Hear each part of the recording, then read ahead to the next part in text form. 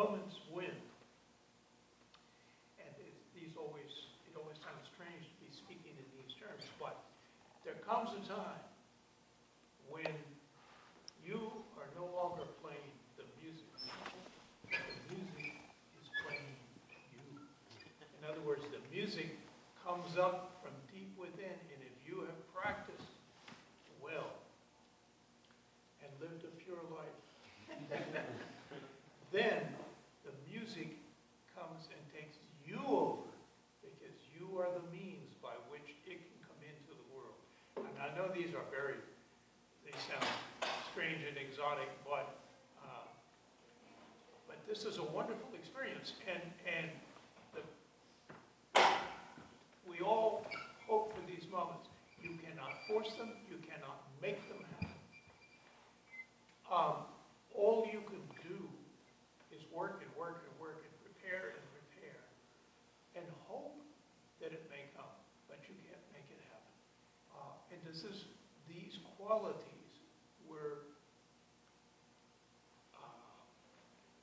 prevalent in the generation of musicians who were the great masters when I was growing up, such as obviously Segovia, but also people like Casals, Rubinstein, Piatigorsky, the great cellist, the Heifetz. It's something that you could almost always count upon, that it would come. There would come a moment during one of their performances when this would happen. And it's what you could call transcendental. It goes beyond just great artistry. It even goes beyond music. It goes somewhere that's just amazing. And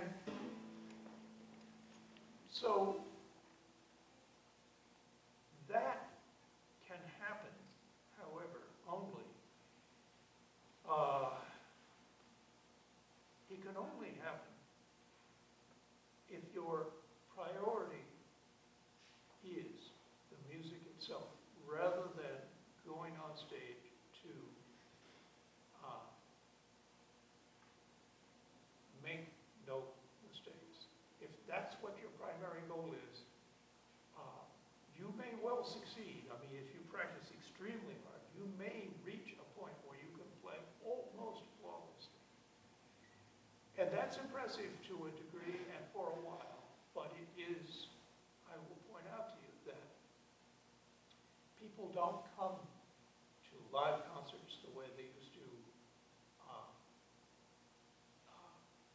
40 or 50 years ago. People don't go to that. That's partially because the culture has changed, because this culture doesn't value classical music very much.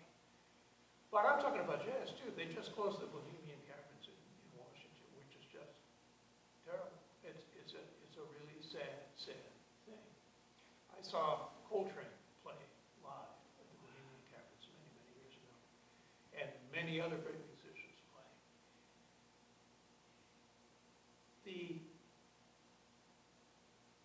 I think that part of the problem is that we assume that a performance should be like a CD.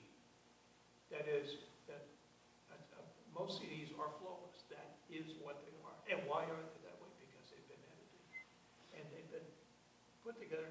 And you have to admit, if you have a recording of a performance and you know that coming up in major 17th he's going to make a mistake there, this is not a lot of fun to listen to over and over again. So naturally, most of the time, recordings are not issued in which there's a mistake because particularly goes on like, oh, here it comes again. You don't want that, of course. But that's one thing. And the other thing, it's not to be confused. That thing is not to be confused with an actual live performance. Somebody sitting down in front of you and actually sharing with you is an extraordinary thing. The difference is between a film and a stage play. On the stage, live actors actually acting. Now there's a lot of things you miss on the stage.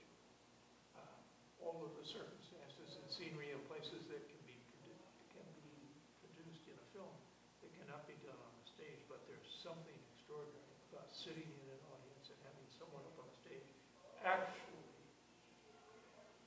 we say emote, emoting. That means bringing forth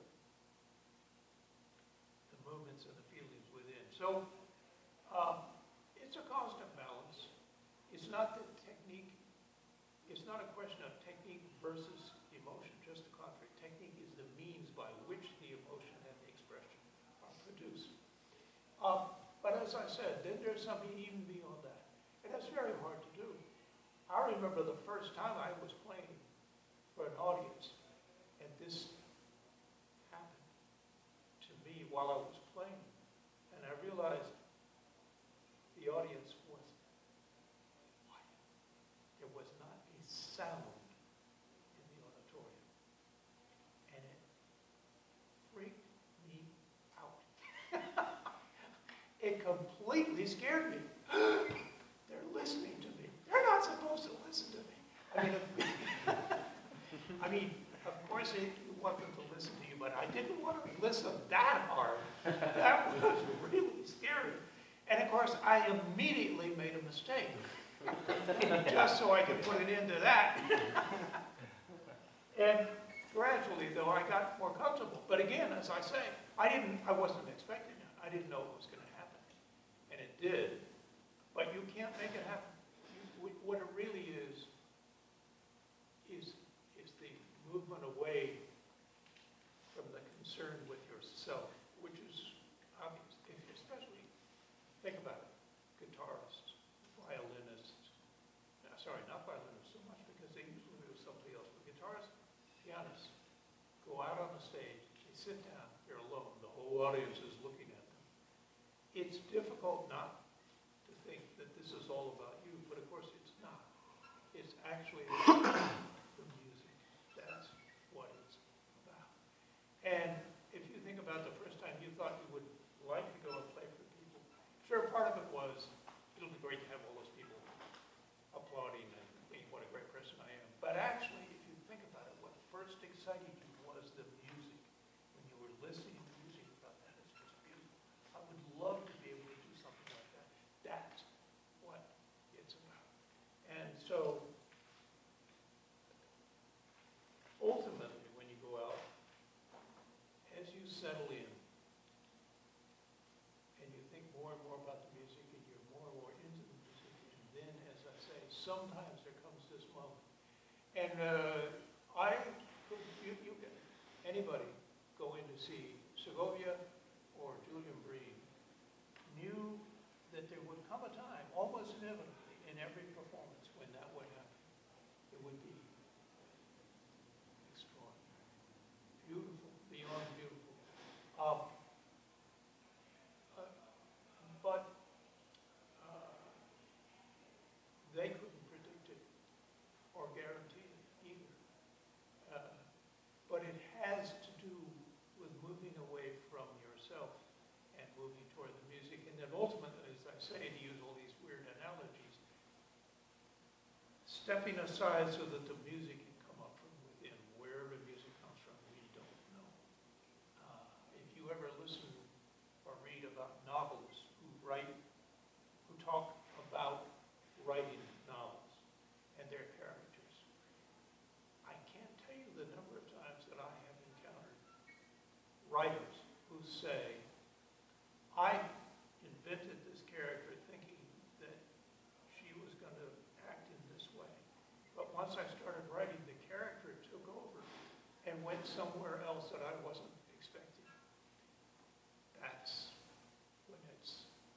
That's when the writing, the writing is coming from somewhere else. We don't know. It's a beautiful thing because it gives us access to something that is beyond us. So, all of that said, I would say, when you're practicing, work for perfection to the greatest degree possible, but also try to find within the music. And then when you go out on the stage, and look, I will tell you, most people, almost every musician I know acknowledges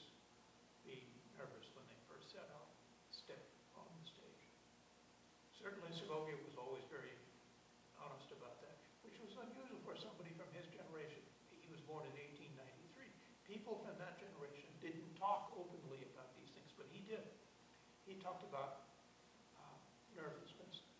And Segovia began every performance with simple pieces that allowed you to settle in, and then you could just feel him. He would just settle and get solid, and then it would go. But in the whole 25 years that I knew him, I never saw him. Let me put it this way: he'd walk out, sit down, put the guitar in place, bring his arm around, and as he did, I always saw the right hand doing this, and then he would put the fingers on the string, and he was calm. But after those thousands, probably tens of thousands of performances, he was still nervous when he first began. Pepe Romero, I love this little story. He says what he does just before he walks off stage, he's behind the curtain and he opens it up and he looks at the audience and he closes the curtain. And he says,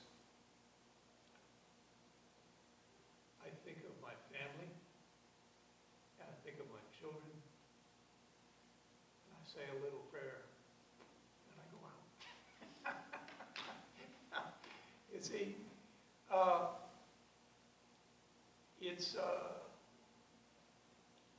and yet it's a wonderful experience to have this. So I've gone on much longer as usual than I intended to, but I hope some of that may be of use to you. I really think it's so important that we remember what it is we're trying to do out there. People have been saying that classical music is dying for well over 100 years. We're still here. And the way that you guys and girls play now is just wonderful. You play beautifully. It's really great. There are people that still love it, and I hear the people who are jazz majors. I'm just so impressed that people of this generation want to play jazz in the committed way that they are playing, and in the same way that you want to play. And it's a wonderful thing. It's such a beautiful thing. It's of great value to the culture and to our being. But here's the thing. I believe that the way we will persuade the larger public, there was a time when the larger public came to concerts. It's partially because of the way that artists presented themselves, which is not to be flawless, but to share art. This is what it was about. And the general audience didn't know anything about music, but they came because they knew it would be a beautiful and a wonderful experience, and that's why they came to listen to these artists play. It's risky to play that way because you open yourself up to making errors. But if that's your main concern, you'll never allow yourself to share that. So the sharing is what's so important. And I think that the more you open up before an audience, the more the audience will love you, which is a wonderful thing, just as you love the music. So, enough said. Until the next time when I will say the same thing over and over again, is because, each time as I grow and I get older over time, I see this more and more in different perspectives and in different ways. So keep trying to share what this is with all of you. All right, now, who would like to play right now? There you go. Yeah, I got you. Okay, you got my email. All right, very good. There we go. Get out of that habit. It just occurred to me, were you, Yeah. I'd have to go back and Are you recording? reconsider what I could say. No, I've got to sit up here. I'll sit right here. Yeah. No, I mean, congratulate you. I'm glad you did the solo. It's really cool. You should,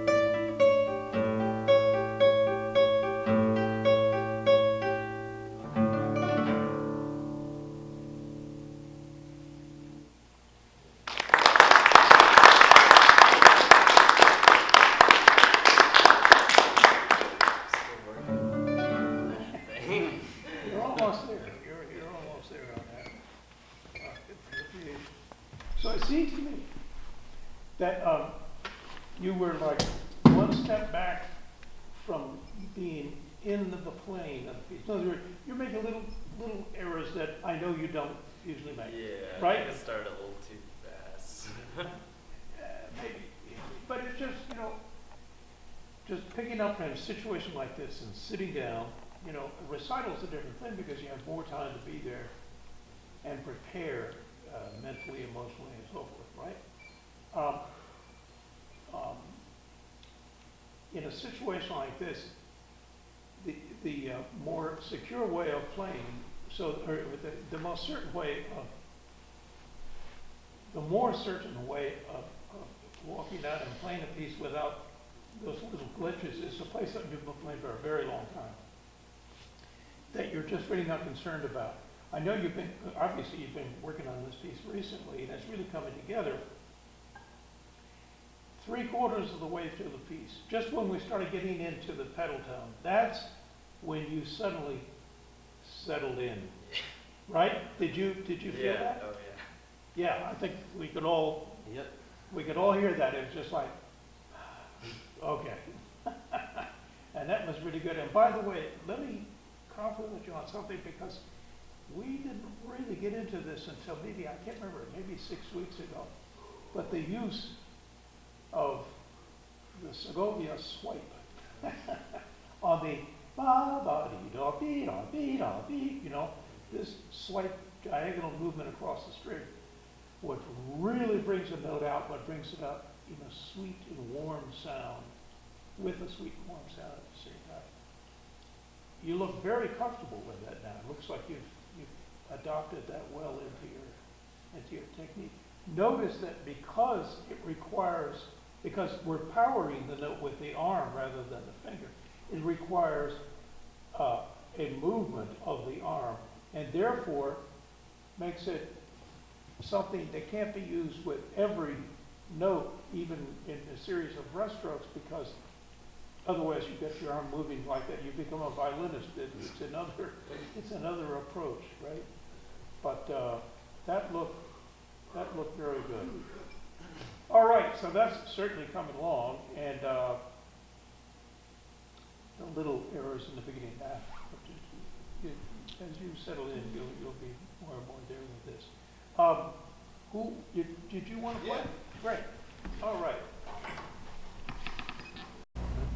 I'll be playing the Villalobos Etude 8.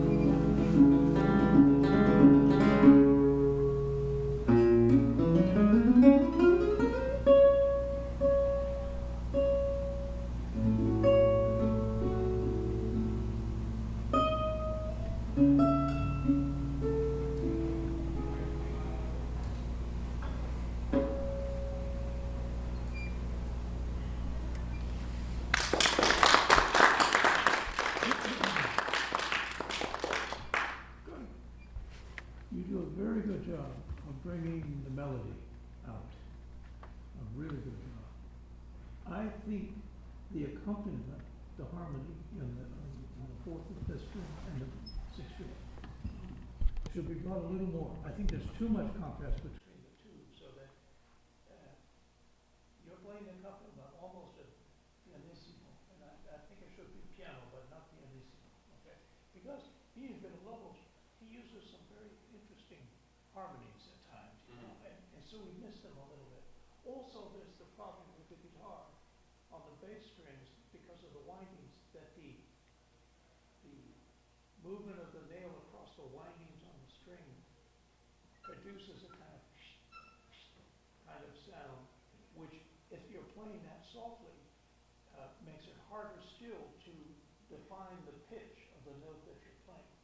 So when you're doing the accompaniment in a situation like that, it's good, because we're in contrast here, the melody and this, okay, there are two things we've got to talk about here. The melody, you're bringing it out very well, but I believe you could make it even more beautiful if you were to use the stroke that Nick was using at the end of the Bach, which is, you know how to do that because we've done that enough. And I think it's such a lovely melody, right? And so that's as close as we can get to the violin, you know, making that beautiful sound in that movement there. So that would be good, but here's the problem with that. It means putting the fingers at an angle to the string, which works great in the upper strings, the nylon strings, because it produces a warm, beautiful sound. And if you play the basses at that same angle, you get, so you have to play, and then the fingers need to go perpendicular, the nails parallel, so that they don't rub against or across the windings. If you do that, make them a little louder, it will enhance your performance of the piece, which is already very good, is very good. Let's see. The arpeggios, rum,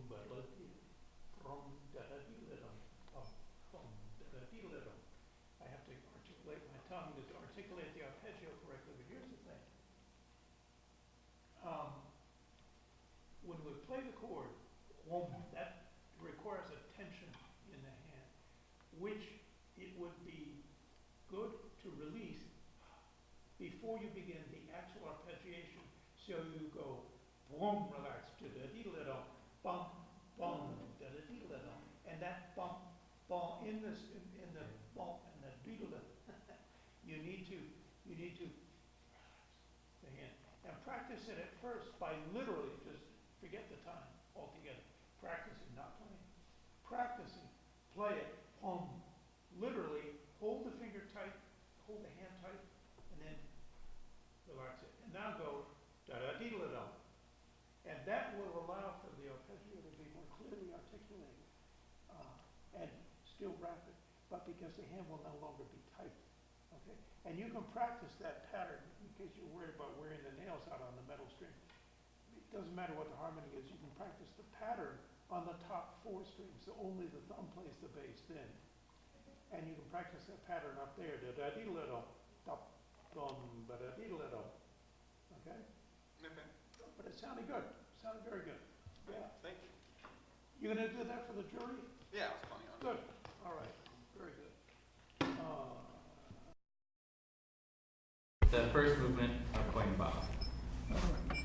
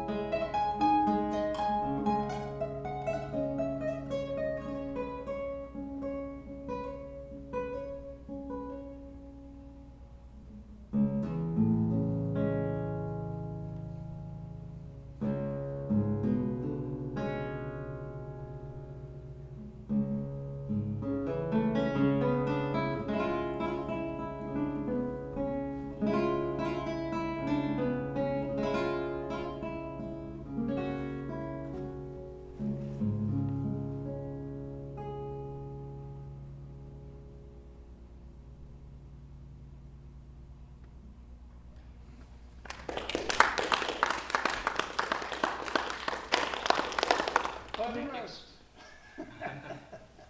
That was beautiful. Thank you. That was really, really beautiful.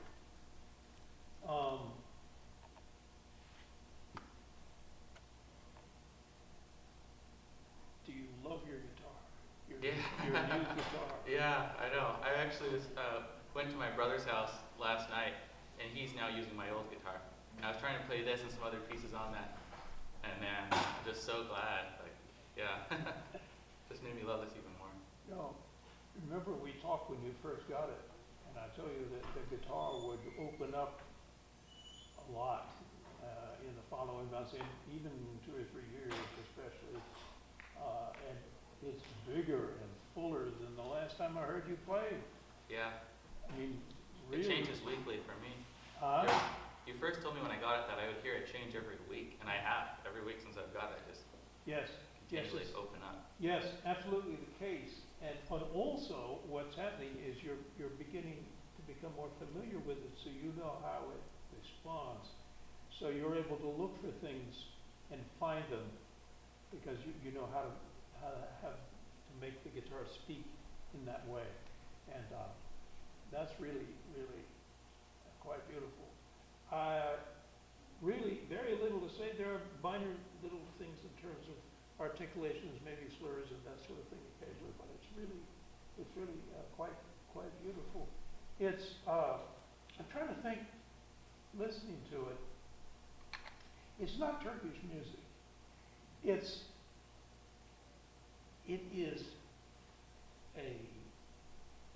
is a European, it is the impression of a European. It's the response of a European to Turkish ambiance. The whole, not just the Turkish music, but the whole of the Turkish culture. After all, he's lived there for many, many years, and he loves all of that. And you feel this, but it is very romantic. It is very romantic, and if I may use the word impressionistic, you know, of that landscape, of the culture and the people. But it's not Turkish because, of course, Turkish music uses mostly micro intervals the same way that the other music of the Middle East does. And it's very seemingly improvisatory. I haven't looked into it in detail, but we have to.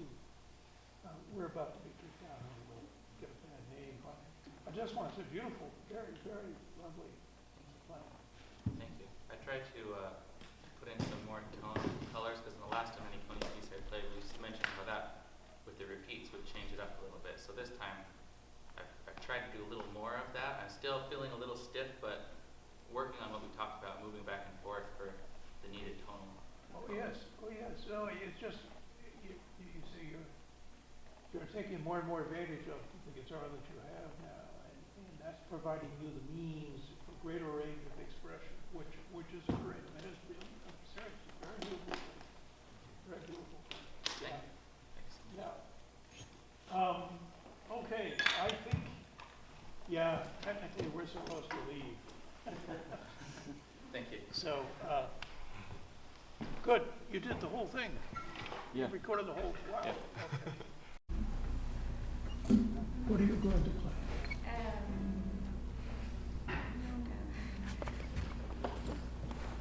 I'm going to play Vals Venezolano for Antonio Lauro called Calora. I'm going to try to do it the best way. I'm so nervous. Everybody can do me. I understand. I'll look over here.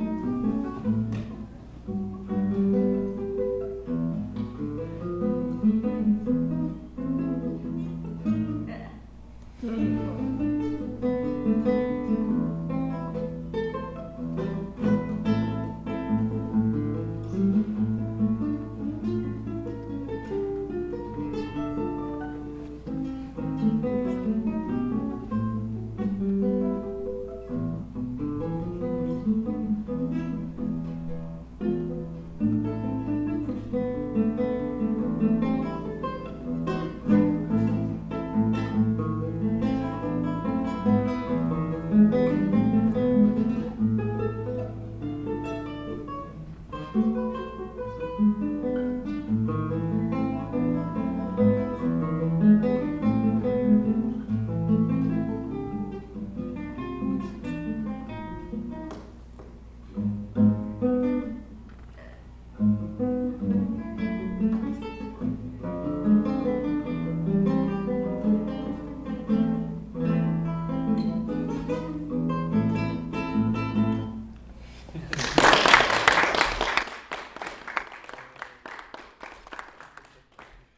good. 2 levels, 1. Nice sound, nice sound. Second, really good rhythmic presentation, you know, real feel for the dance of the piece. I think most of the errors were just nerves, no? I think, yeah. No, I understand, a few things about that, in terms of, I mean, it's normal that this is gonna be a pressure situation for you, but it doesn't have to be, but we make it into that, you know? But it's important to learn what the manifestations of the body are in terms of tension. If you can learn before you begin to play to breathe, let the air come out, and to breathe calmly from deep within rather than from up here. Also, many times, the errors that you were making were just due to the fact that you were shifting into a position, and just before you had set the fingers in, you started to play. Because you felt like you should be playing, you know, you were afraid of being late. Whereas if you take a moment to settle into the position, it will help. These things are mostly nerves. I don't see that really so much as a problem. I think you surely will play the piece, and probably play the piece already very, very well, and you weren't able to resist this, but I hope you're gonna play for us again. That would be really nice. So either you can play that same piece or another piece, if you like, for us. I'm so sorry that right now we have to leave, but I'm gonna try to tell